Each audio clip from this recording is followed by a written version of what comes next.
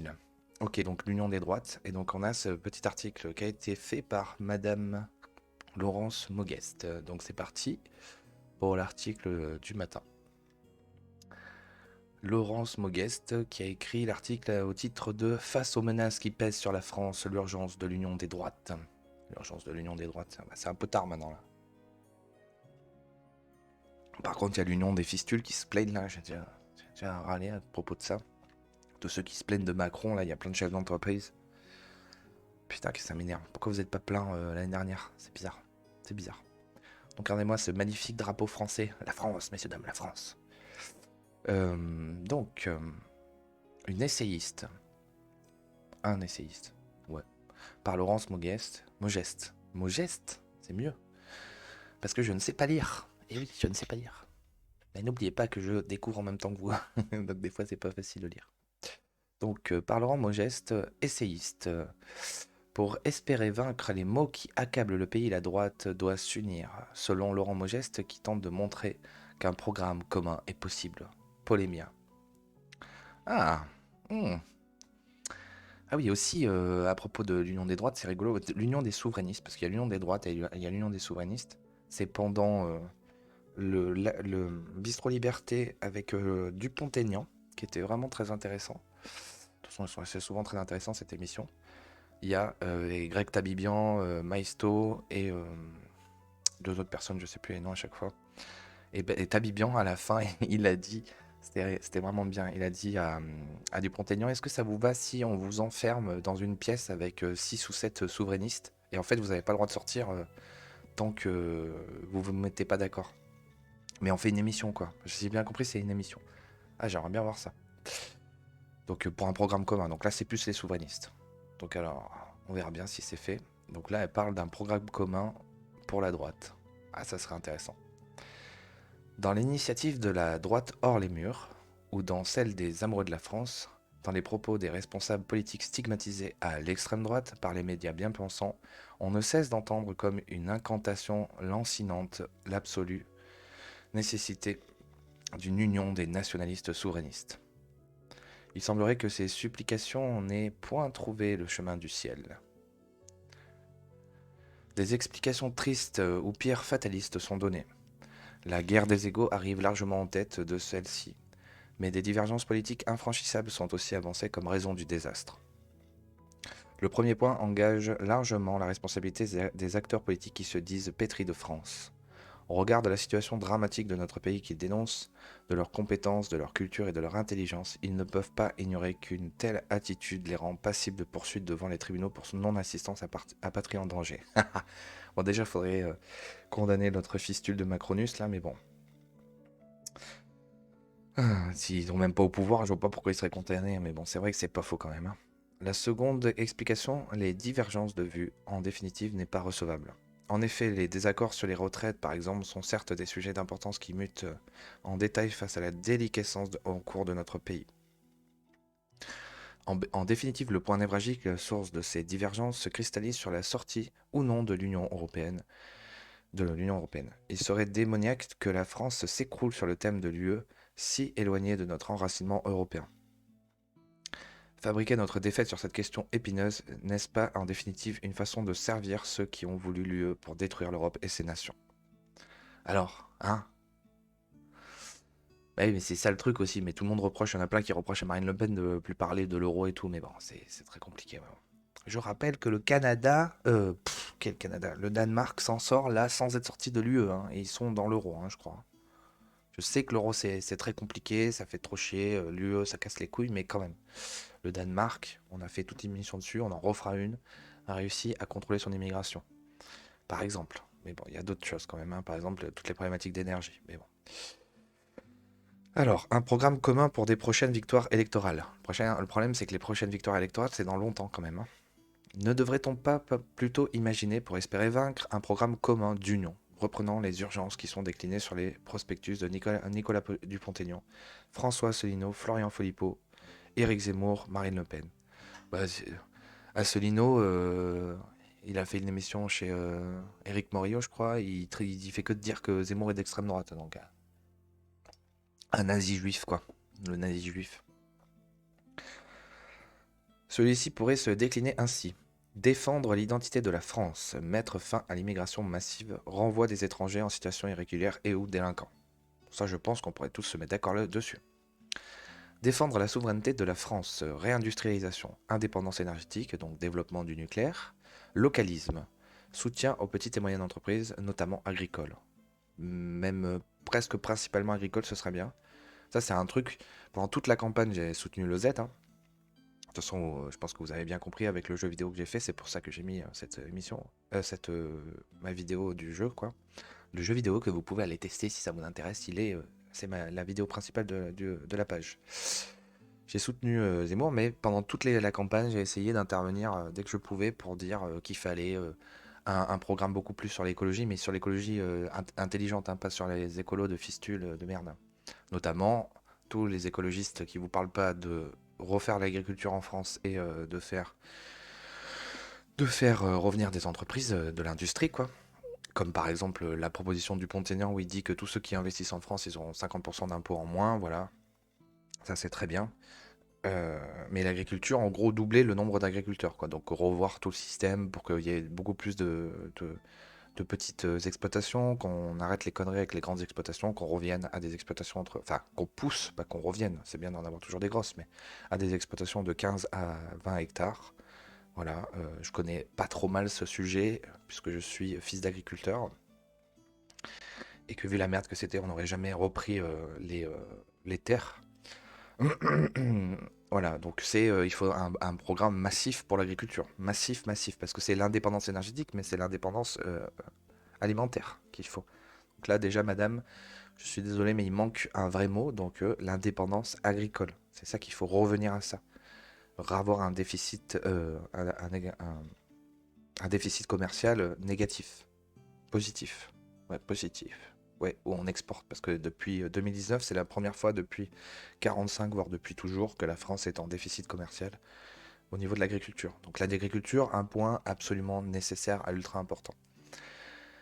Et puis bien sûr, l'écologie, quand je dis ça, c'est parce que si vous faites beaucoup de nucléaire, si vous faites beaucoup d'agriculture et beaucoup de réindustrialisation, en fait, vous êtes écologique. Vous êtes dans l'écologie. Puisqu'il n'y a pas les transports et tout, que c'est fait tout en local.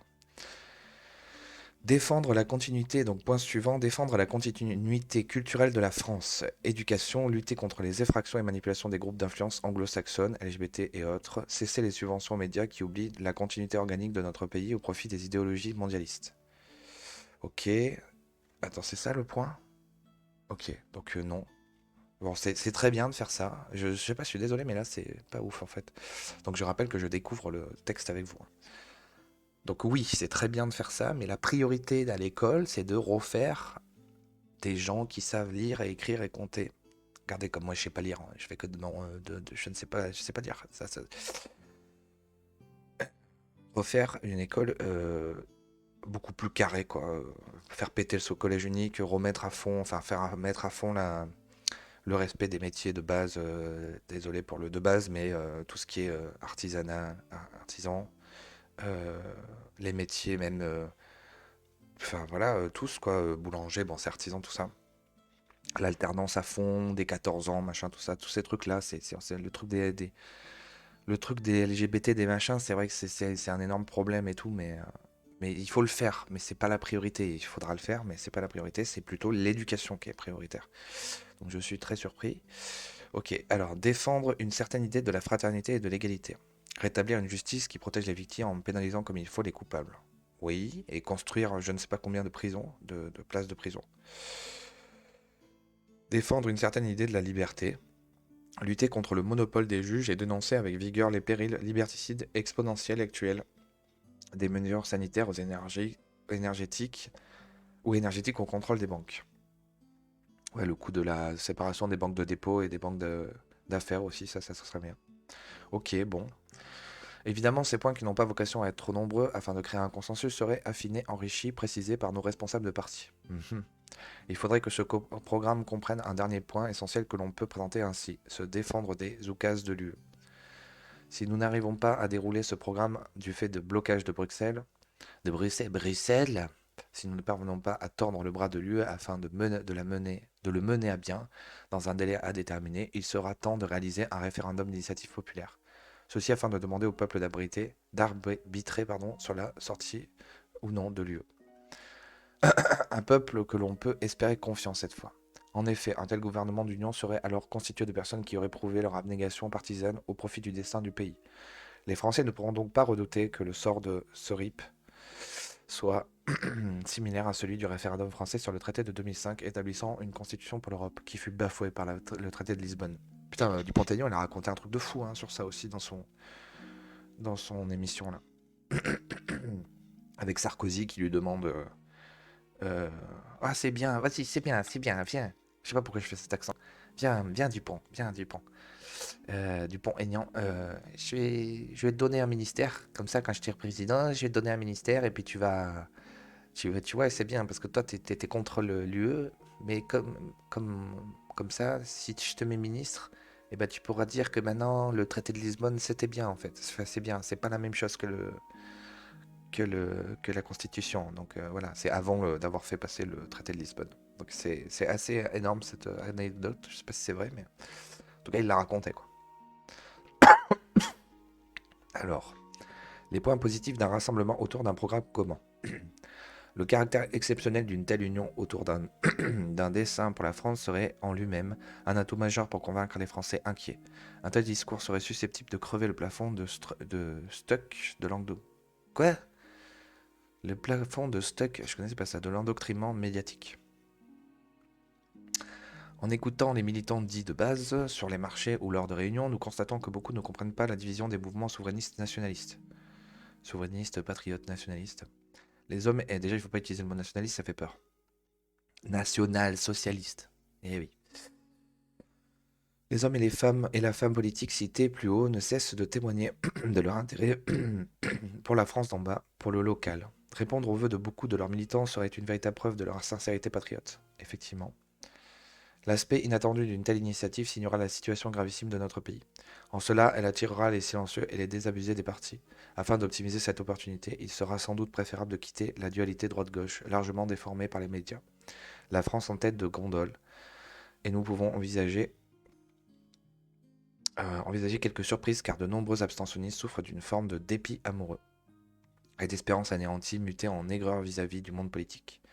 Pourquoi ne pas préférer avec un peu d'humour une union populaire, un rassemblement national de patriotes? Une union patriote, par exemple. Union patriote. Union patriotique. Un truc comme ça. Plutôt que union populaire. L'union populaire, c'est le truc des gauchistes, ça.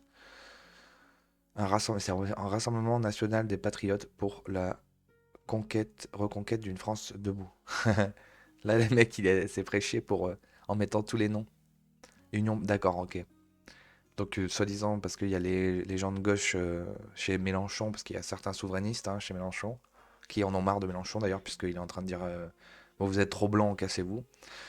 Union populaire, un rassemblement national de patriotes, donc pour parler du rassemblement national, pour la reconquête d'une France debout, donc pour la reconquête de Zemmour et la France debout du Dupont-Aignan. Pas mal. Mais bon, une union patriote. L'union patriote, c'est tout simple. Voilà. Si je vais... Et pas l'union souverainiste, parce que souverainiste aussi, c'est un peu un mot qui est mal vu. L'union patriote, ça, je suis sûr que c'est un nom qui... Pas de problème. Le traité est certes un peu long, les sigles sont abscons, mais une idée germera. Voilà, union des patriotes. Union patriote. Je répète, j'ai un peu trop répété, désolé. Résolution du problème, le blocage entre ceux qui sont favorables à une sortie de l'UE et ceux qui sont réfractaires à ce choix grâce à la dernière proposition. L'union autour d'un projet réduira le poids endémique des partis. Il ne s'agit pas de fusion des organisations, mais de travail en commun pour un projet urgent pour la France. La France. Comment ne pas penser aux réflexions de Simone Veil sur la nécessité de supprimer les partis? Celui qui a un peu d'expérience militante connaît leurs limites. La philosophe nous fait bien comprendre que l'on crée un parti pour défendre ses idées, que l'on trahira un jour ou l'autre pour défendre son parti. Ça doit être intéressant. Allez, on met de côté. Une convergence partagée vers une action commune nous permettra de nous dégager des lourdeurs des rouages partisans pour nous tourner enfin vers les idées et les actions qui, elles, relèvent de la véritable politique. Le travail en commun autour d'un projet n'est-il pas une façon naturelle d'être vraiment hors les murs?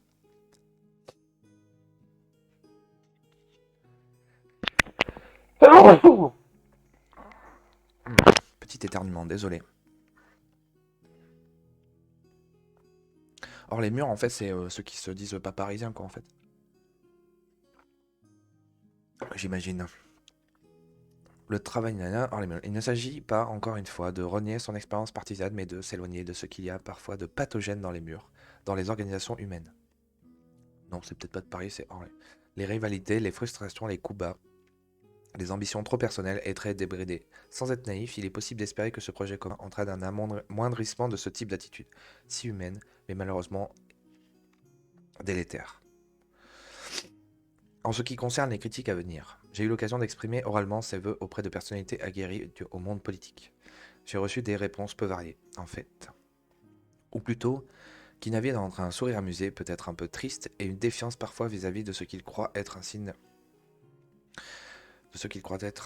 de grande naïveté. Mais en tout cas, il demeure, croix de bois de croix de fer, si je mens, je vais en enfer, que beaucoup me disent, après le sourire, ou l'évaluation de ma candeur, qu'en définitive, c'est bien ce qu'il faudrait faire. C'est en fait une évidence bien partagée. J'invite les dirigeants de ces formations à interroger leurs militants sur l'intérêt d'une telle initiative. Le bon sens ou le courage ont-ils de l'avenir? Ce papier, je l'écris au nom de tous ceux qui attendent un tel projet. Encore une fois, ils sont nombreux et ils ont mal dans leur chair à chaque coup de burin du gouvernement, à chaque meurtre aussi, à chaque francocide, et pour éviter que les opposants au gouvernement actuel soient dans quelques années jugés aussi responsables que la Macronie de la mort de la France. Vaincre ou mourir. Laurence Mougeste, 18-01-2023. Alors, ce qui est cette Laurence Mougeste, je ne connaissais pas. Laurence Mogès, pardon, a une maîtrise de recherche en psychologie sociale. Durant plus de 20 ans, elle a travaillé dans des services d'écoute et de soutien destinés à des personnes en difficulté. Lieu stratégique où la complexité et la diversité des individus rencontrés aiguisent une vive curiosité des autres. C'est par l'écriture qu'elle poursuit maintenant cette exploration sans fin. Très bien. Très bien, très bien. Ok. Oui, oui, oui, oui. Je sais pas trop quoi dire. Bah, il est pas mal son article. Euh, c'est pas mal, mais voilà, j'ai dit pas mal de choses pendant le truc, pendant la lecture. Alors, on me servait un peu d'eau. Eh ben, il faut, madame, ouais. Vous entendez les souverainistes? Souverainistes, nationalistes, patriotes? Donc je pense, madame, si ouais, je pourrais lui écrire, mais il faut que je m'abonne, je pense, pour pouvoir écrire. Madame, je vous répète, le terme qu'il faut utiliser pour, c'est l'union des patriotes. L'union patriotique. Union patriotique. Je sais pas ce que vous en pensez, dites-moi ce que vous en pensez de l'union patriotique, messieurs, dames. En tout cas, c'est une bonne idée, il faut le faire. Il y a Dupont-Aignan qui est chaud patate. Zemmour, je sais pas où il est. Bon, Zemmour, il est dans l'action, donc il est pas trop là. Marine Le Pen, elle est avec ses députés.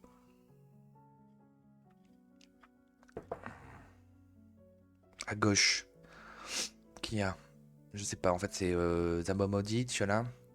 Il faut regarder pour pouvoir voir les souverainistes de gauche. En fait, il faut regarder vers Tabibian, parce que lui, c'est un gauchiste, hein, Tabibian. Non, je rigole.